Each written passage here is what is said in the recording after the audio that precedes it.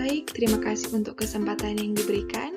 Perkenalkan, nama saya Melinda Junifer Meru.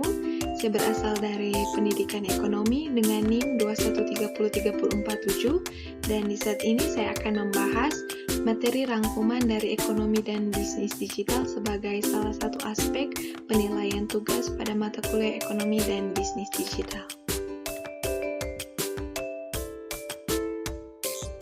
Konsep mengenai ekonomi digital dijelaskan oleh Don Tamscott dalam buku The Digital Economy-nya. Menurutnya, ekonomi digital ini bermakna keadaan sosial politik dan sistem ekonomi yang mempunyai karakteristik sebagai sebuah ruang intelijen, mencakup informasi, berbagai akses instrumen, kapasitas, dan pemesan informasi. Setidaknya, terdapat 4 hal penting yang berkaitan dengan ekonomi digital, yang mana letak geografis sudah tidak lagi relevan, adanya platform tertentu yang menjadi kunci utama, dan berkembangnya jejaring kerja serta penggunaan big data. Dengan kata lain, ekonomi digital adalah seluruh kegiatan ekonomi yang menggunakan bantuan internet dan kecerdasan buatan atau artificial intelligence atau AI. Ekonomi digital dapat membuat perubahan pada kegiatan ekonomi masyarakat serta bisnis, dari awalnya manual menjadi serba otomatis. Pada topik pertama, kita akan membahas mengenai 7 cara berbisnis di era disruption. Yang pertama, trend watching, kegiatan yang terus melakukan pemantauan tren atau sesuatu yang lagi viral dalam bidang teknologi, budaya, dan politik. Yang kedua ada research, melakukan pencarian atau meriset, meneliti informasi yang dapat dipertanggungjawabkan sahnya atau tidak. Yang ketiga risk management, pengelolaan terhadap risiko dan harus dikelola dan difokuskan kepada identifikasi, analisis, dan evaluasi.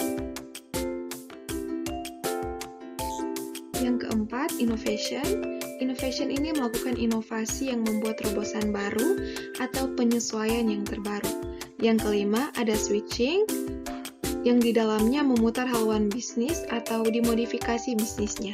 Yang keenam, ada partnership, melakukan kolaborasi dan aliansi strategis mulai dari sisi input maupun output. Yang terakhir, yang ketujuh, ada change management, yaitu merubah pola pikir dan kesadaran dari elemen sumber daya manusia dalam organisasi bisnis. Topik yang kedua mengenai konsepsi ekonomi dan bisnis digital.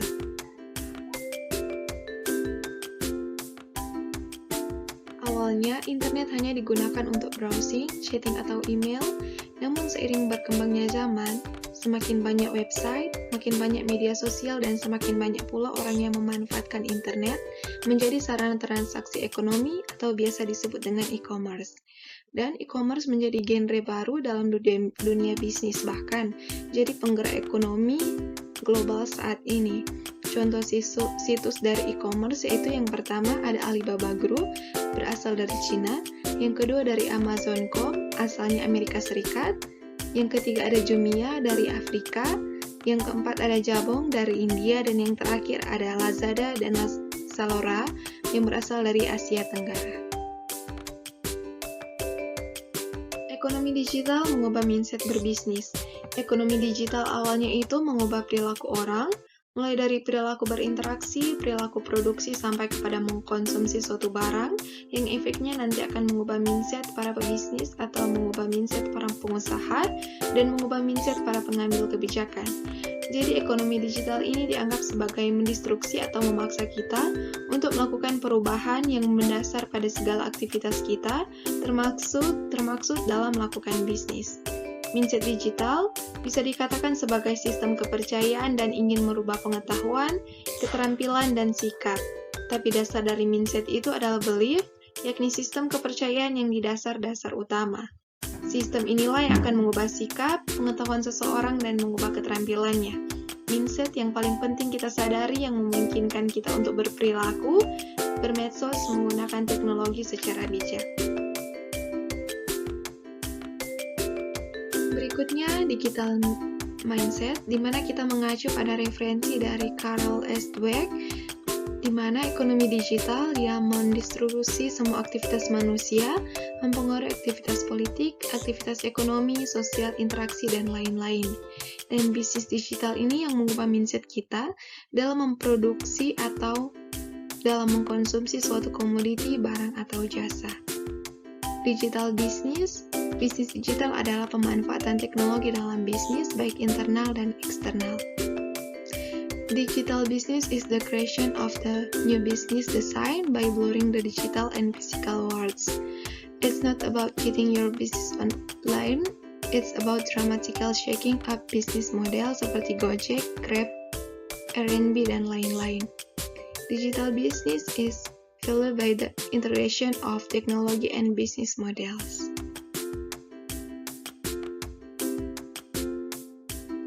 Selanjutnya, infrastruktur bisnis digital. Yang pertama, hard and soft infrastruktur. Yang kedua, customer relationship management, bagaimana membangun relasi dengan konsumen dan bagaimana manajemennya. Dan yang ketiga, entrepreneurship resource planning, mengajarkan kita bagaimana manajemen merencanakan sebuah sumber daya, system thinking dan design thinking. Dan yang terakhir ada supply chain management. Berikutnya strategi bisnis digital, ada 4. Yang pertama, ruang lingkup manajemen strategis bisnis digital. Yang kedua, promosi web dan medsos. Yang ketiga, ekonomi behavior, bukan sekedar konsumen saja tetapi juga perilaku-perilaku produsen dan distributor. Dan yang terakhir, ada pemanfaatan jaringan atau e-market. Selanjutnya pada topik pembahasan yang ketiga tentang disrupsi inovatif dan sustainable inovatif.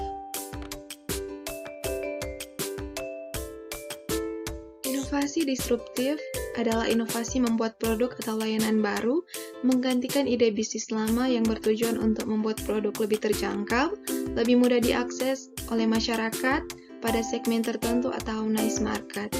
Disruptive innovation merupakan istilah yang diciptakan oleh Profesor Harvard Business School Clayton Christensen. Jenis-jenis inovasi menurutnya yaitu yang pertama, ada inovasi untuk pasar kelas bawah atau low level. Yang kedua, ada inovasi untuk pasar baru atau new market.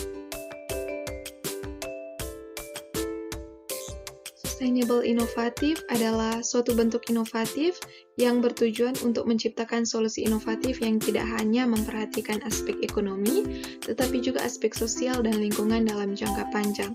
Beberapa jenis sustainable inovatif yaitu yang pertama, ada teknologi energi terbarukan, transportasi berkelanjutan, dan pendidikan berkelanjutan.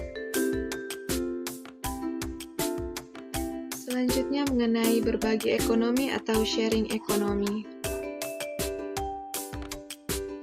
Definisinya, yang pertama, sistem yang mengaktifkan nilai yang belum dimanfaatkan dari semua jenis aset melalui model dan pasar yang memungkinkan efisiensi dan akses yang lebih besar.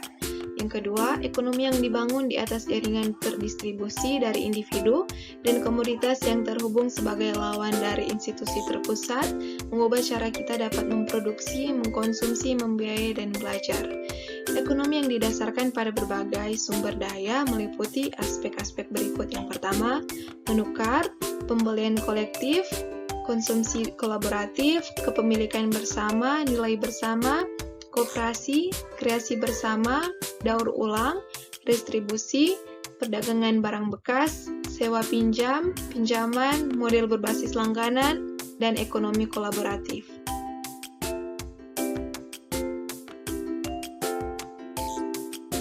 Istilah dan alternatif definisi ada 5. Yang pertama, ekonomi kolaboratif, konsumsi kolaboratif, rekan ke rekan ekonomi, gig ekonomi, dan ekonomi berbagi. Konsep akademik terkait, menurut Eileton 2016, konsumsi berbasis akses, konsumsi yang dimediasi pasar tanpa memiliki barang. Yang kedua, konsumsi kolaboratif, konsumen mengkoordinasikan akuisisi dan distribusi sumber daya. Yang ketiga, ekonomi platform, menciptakan nilai dengan menyatukan berbagai pihak di platform digital. Yang berikut, produksi berbasis milik bersama, produksi dan konsumsi tanpa kepemilikan individu. Dan yang terakhir, sistem hadiah, sistem di mana kebaikan dipertukarkan di bawah timbal balik umum. Selanjutnya, ekonomi kolaboratif, ekonomi yang dibangun di atas jaringan terdistribusi dari individu dan komoditas yang terhubung sebagai lawan dari institusi terpusat, mengubah cara kita dapat memproduksi, mengkonsumsi, membiayai, dan belajar.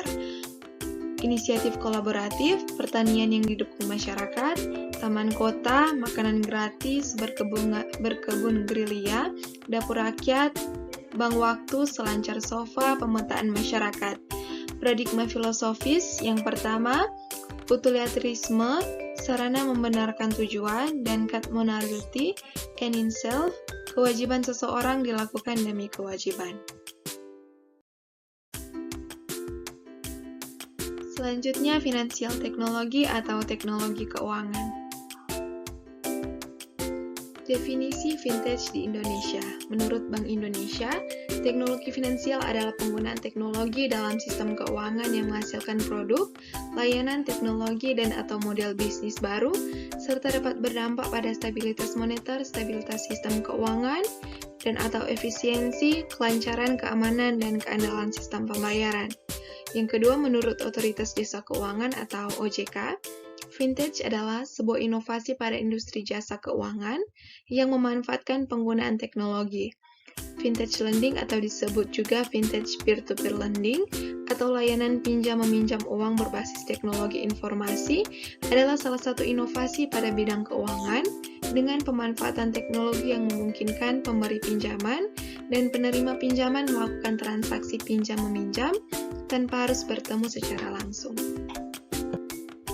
Selanjutnya, ekosistem keuangan digital. Yang pertama ada customer, yang kedua adalah regulator, yang ketiga ada selator, yang keempat ada inkubator, yang kelima ada service provider, fasilitator, capital builder, dan digital utilities. Selanjutnya, beberapa potensi kerawanan vintage. Yang pertama, kegagalan sistem, kerjasama dengan pihak ketiga, kesalahan transaksi, keamanan data pribadi, kesalahan informasi, dan penanganan pengaduan konsumen. Teknologi digital dan keuangan akan mendisrupsi dan mentransformasi bisnis keuangan, sehingga adaptasi teknologi perlu dilakukan. Pasar memegang peranan sangat penting terkait kebutuhan dan keinginan konsumen. Bank dan lembaga keuangan perlu mengadopsi teknologi keuangan digital untuk melakukan adaptasi dan inovasi. Baiklah, itulah hasil rangkuman saya mengenai materi ekonomi dan bisnis digital. Semoga bermanfaat bagi kita semua. Terima kasih.